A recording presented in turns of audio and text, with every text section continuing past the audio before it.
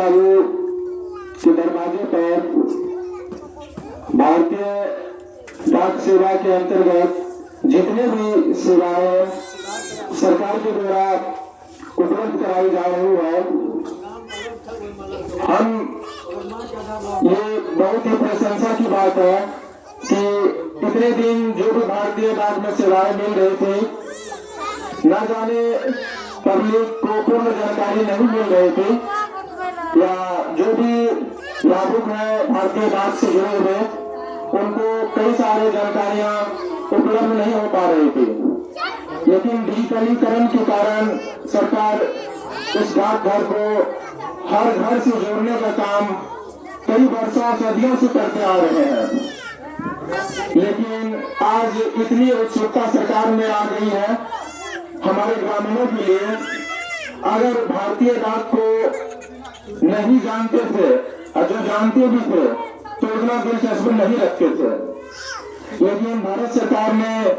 डाक के कर्मियों को इस प्रकार उत्साहित किया है कि गांव-गांव जाकर के जहां जहां पंचायत में डाकघर है वहां सरकारी सेवाओं को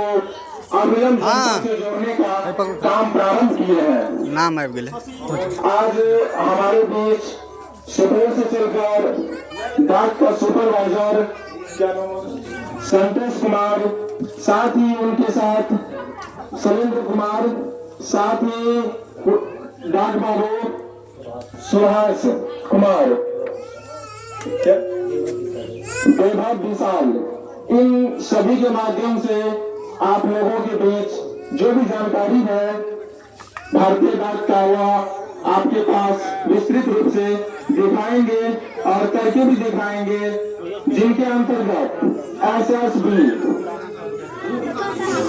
सुकन्या समृद्धि योजना, PPF public private fund, RDA record deposit, जो भी सेवाएं हैं आप लोगों को इस प्रकार